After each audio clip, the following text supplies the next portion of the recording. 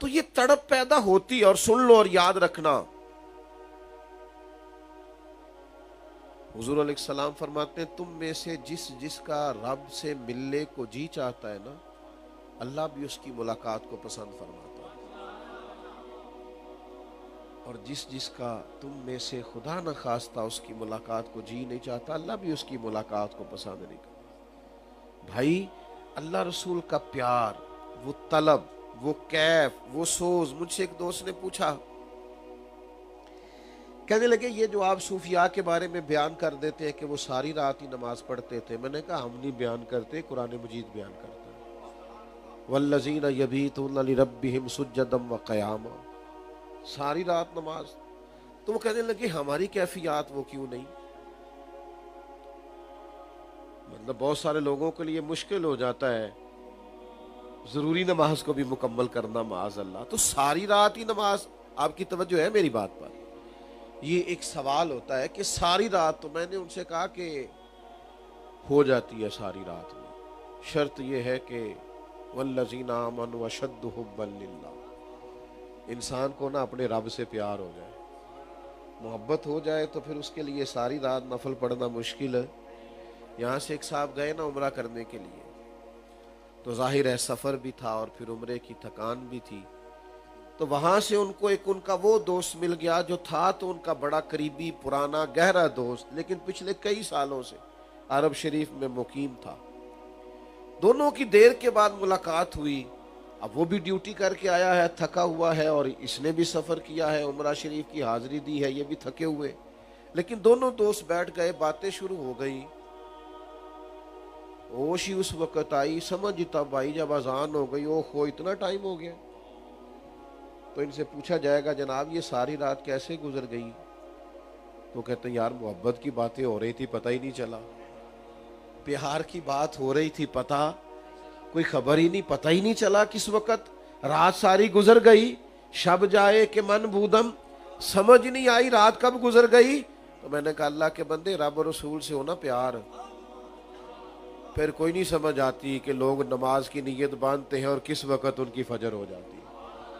اعلیٰ حضرت رحمت اللہ علیہ نے ہمارے مسائل کا حل کیا ہے کہ عشق رسول میں ڈوب کر کام کرو. میں آپ سے عرض کروں, کوئی کام بھی آپ بوجھ بنا کے کریں آپ کو تھکا دے گا, بوجھ سمجھ لیں آپ کسی کام کو. ہم سفر کر رہے تھے گاڑی میں, تو ایک آدمی غلط کراس بھی کر گیا اور تنقید بھی کر گیا تھوڑی سی, نہیں چلانی ہوتی تو جانچ سیکھ لو, گزر بھی گیا. اب وہ ڈرائیور صاحب کا موڈ خراب ہو گیا, تو اب وہ گاڑی تو چلا ہی رہے تھے, حالات تو گزارا تو ہو ہی رہا تھا, پر موڈ بڑا ڈسٹرب تھا. تو میں نے اسے کہا ذرا سائڈ پہ کھڑی کر, سائڈ پہ کھڑی کی. میں کہ پانی شینی پی تے موڈ صحیح کر, اسی تے سفر کرنا ہے کہ نہیں. اب یہ آپ اس ماحول میں آپ سفر کریں گے تو آپ کو نا دقت ہوگی, آپ آزمائش میں آ جائیں گے. میری بات کی سمجھ آ رہی ہے؟ آپ خوش کوئی کام کرتے ہیں وہ آپ کو تھکاتا نہیں. بات کی سمجھ آ رہی ہے؟ میں آپ کو اپنی بات بتاتا ہوں. میرے ایک دوست مجھے کہنے لگے کچھ دنوں کے لیے ٹائم نکالیں, بور بڑے ہو گئے نوکری کر کر کے, تو کہیں سیر کے لیے کچھ دن چلتے ہیں. تو میں کہ بور تو ہوا, ساڈا تے کم بور ہونے والا ہے ہی نہیں, میں تے اپنی حیاتی تو قربان تھی وہاں. بات کریں اپنا دکھ سنانے لگے, آپ ہم کی بور ہو بھائی, ہمیں تو کوئی بوریت نہیں ہوتی, ہم تو لطف لے رہے ہیں اپنے کام کا. آپ کا کام آپ کا شوق ہو. یہ اعلیٰ حضرت ہمیں سکھاتے ہیں کہ تم جب دین پر عمل عشق رسول میں ڈوب کر کرو گے نا, آپ کو یقین سے ایک بات عرض کروں, مزہ آتا ہے تنقید کا. جب آپ عشق رسول میں ڈوبے ہوئے ہوتے ہیں تو تنقید کا مزہ آتا ہے. وَلَا يَخَافُونَ لَوْمَةَ لَائِمٍ, پھر انسان کسی ملامت کرنے والے کی پرواہ نہیں کرتا, اسے کوئی فکر ہی نہیں ہوتی کوئی کیا کہہ رہا. کتنے لوگ تھے جناب صدیق اکبر معاذ اللہ تنقید کرنے والے, کتنے لوگ تھے حضرت عمر کو کہنے والے. وہ دور تو نہیں تھا کہ جس دور میں سارا مکہ مسلمان ہو چکا تھا. ان لوگوں نے بڑی خوشی سے, حضرت ابو ذر غفاری سے کہا بھی گیا کہ آپ نے دار ارقم میں کلمہ پڑھا ہے, باہر جا کے ابھی اعلان نہ کیجیے گا. تو کہنے لگے کیوں نہ کروں, میں نے ابھی تو حضور سے وعدہ کیا ہے کسی ملامت کی پرواہ نہیں کروں. لوگ تنقید کرتے ہیں, ہمیں مزہ آتا ہے, ہمیں سرور آتا ہے. میں پیٹرول پمپ پہ پیٹرول ڈلوانے کے لیے ہم کھڑے ہوئے تو ایک پیر صاحب آ کے کھڑے ہو گئے, اچھے آدمی ہیں. تو کچھ لوگ آگے دوڑے دست بوسی کی, اور کچھ لوگوں نے ان کے لیے کو پانی وانی کا بندوبست بھی کیا، تو ایک سال سائڈ پہ کھڑے ہو کے تنقید کر رہے تھے. مجھے وہ پہچانتے نہیں تھے، پرانی بات ہے، تو کہنے لگے دیکھیے یہ کیا کر رہے ہیں. تو میں نے ان سے کہا آپ بھی ٹھیک ہے وہ بھی ٹھیک ہے، آپ بھی ٹھیک ہے وہ بھی ٹھیک ہے. وہ کہنے لگے وہ کس طرح؟ میں نے کہا اب آپ کا کوئی شیخ ہی نہیں تو ہم کیسے آپ کو بتائیں؟ آپ اس راہ کے مسافر نہیں، آپ اس رستے کے مسافر. یہ تو کبھی آپ اس راہ کے مسافر ہو نا. ہماری پرانی بوڑھی مائیں کہا کرتی تھی کہ گھومتے تو کہہ لینا کہ بال پر لے جاؤ، یہ جدو بچے ہونے کے لاگ پتا جائے گا، سمجھ آ جائے. یہ جب تک ہوتے نہیں تب تک سمجھ آتی نہیں. جب انسان کسی سے محبت کرنے لگ جاتا ہے نا تو پھر یار اس کا مزہ آنے لگ جاتا ہے، پھر اس کا سرور آنے لگ جاتا ہے. کیا کچھ نہیں کہا لوگوں نے اعلیٰ حضرت رحمت اللہ علیہ کو، لیکن سارا کچھ کہنے کے بعد آخر میں مان گئے کہ ہماری تنقید اپنی جگہ پر عاشق رسول پر ہے. جو کہا ہے عشق رسول میں ڈوب کر کے کہا. ہمیں ہمارے امام نے یہ فکر دی ہے، یہ سوچ دی ہے کہ خشک مزاج نہ بنو. میں کل یا پرسوں میں دوستوں سے بات کر رہا تھا، میں کہہ رہا تھا میلاد شریف آ کے ہر بندہ ایک ایک نعت یاد کرے اعلیٰ حضرت. مشکل کام بتائے گا،